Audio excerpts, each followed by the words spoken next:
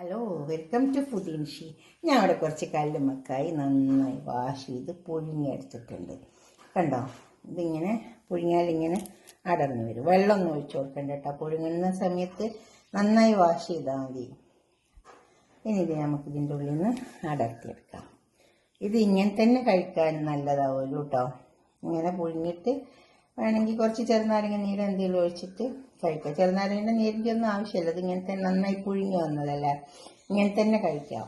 നല്ലതാണെന്നാണ് പറയുന്നത്. തൈറോയിഡിനൊക്കെ നല്ലതാണെന്നൊക്കെ പറയുന്നുണ്ട്. പിന്നെ ഇതിനെക്കൊണ്ട് ഇപ്പം നമുക്ക് ഇത് വെച്ചിട്ട് ഇതിനെക്കൊണ്ട് നമുക്കൊരു സ്നാക്ക് ഉണ്ടാക്കിയെടുക്കാം. ഇതുപോലെ ഇങ്ങനെ അടർന്നു വരും.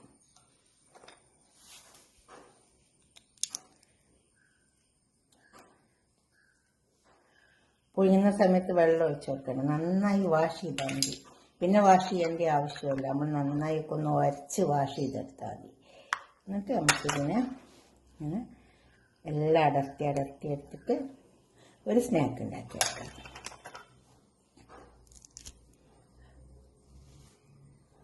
അതുപോലെ ഇതെല്ലാം അടർത്തിയെടുക്കാം. ഇതൊക്കെ അടർത്തിയെടുത്തിട്ടുണ്ട്. നമുക്ക് സ്നാക്ക് ഉണ്ടാക്കാം.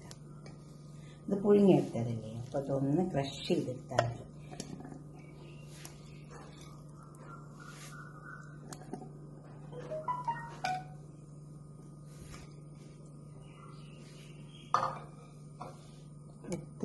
ഇതിന് ഉപ്പ്, കല്ലുമ്മക്കായ്ക്ക് ഒരു ഉപ്പുണ്ടാവും. പക്ഷെ നമുക്ക് കുറച്ച് ഉപ്പ് ഇട്ടെടുത്താൽ മതി.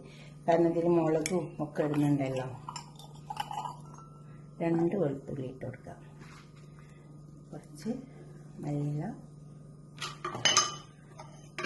കറിവേപ്പില, മുളക്, മഞ്ഞൾ. നമുക്കിതെല്ലാം ഇട്ടിട്ട് ഒന്ന് ക്രഷ് ചെയ്തെടുക്കാം. കുറച്ച് പെരിഞ്ചീരകം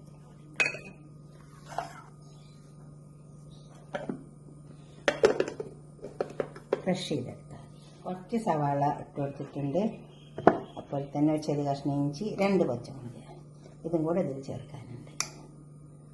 എന്നിട്ട് ക്രഷ് ചെയ്തെടുത്താൽ മതി. മിക്സിൻ്റെ ചെറിയ ജാറിലിട്ടിട്ടും ക്രഷ് ചെയ്തെടുക്കാം കേട്ടോ. ഇത് ഇതിലേക്ക് തട്ടി നന്നായി ക്രഷ് ചെയ്തെടുത്തിട്ടുണ്ട്. ക്രഷ് ചെയ്താൽ മതി, അരച്ചെടുക്കണം. അങ്ങനെ പൊടിഞ്ഞു വന്നാൽ മതി.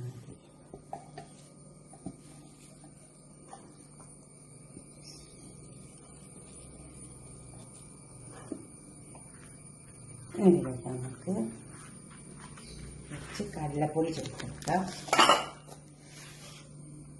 ഇത് കുറച്ച് അരിപ്പൊടിയാണ്. നിങ്ങളടുത്ത് കോൺഫ്ലവർ ഉണ്ടെങ്കിൽ ചേർക്കാം.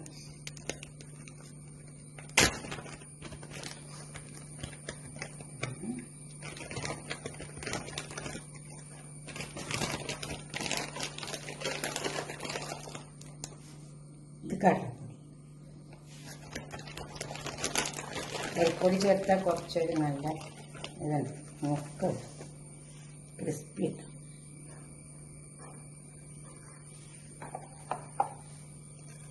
ഒരു മുള്ളും കൂടി ഉപ്പിട്ടെടുക്കാം. നന്നായി ചേർക്കാം.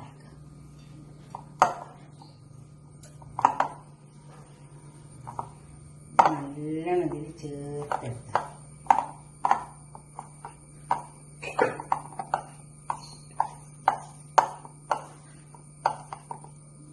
ചേർത്തെടുക്കാം. ഇച്ചിരി വെള്ളം കൊടുക്കാം. ഇത് തിരിച്ചിട്ട് കൊടുക്കാം. ഒന്ന് എല്ലാം ചേർത്ത് നല്ലോണം കുഴച്ചിട്ട് ഒരു 10 മിനിറ്റ് നേരം ഒന്ന് വെച്ചാൽ മതി. അപ്പോൾ എല്ലാം നന്നായി പിടിച്ച് വരും. ഇതേമാതിരി ഇങ്ങനെ വലുതാക്കണമെന്നൊന്നുമില്ല, ചെറിയ ചെറിയ ആക്കിയിട്ട് എടുക്കാം.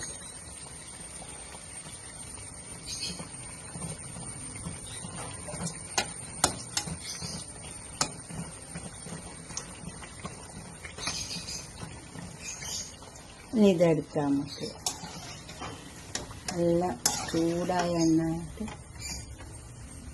നമുക്ക് അടുത്തത് ഇട്ട് മുരിങ്ങ അത് വെച്ചിട്ടെടുക്കാം.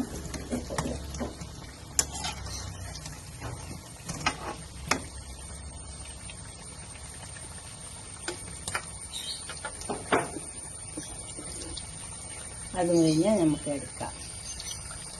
ഒരു പാത്രത്തേക്ക് കഴുകുക.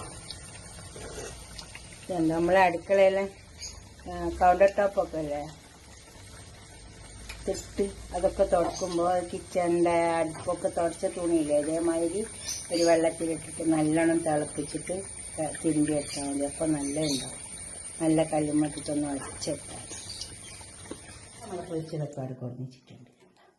ഇതുപോലൊക്കെ ഒന്ന് ഉണ്ടാക്കി വെക്കട്ടെ.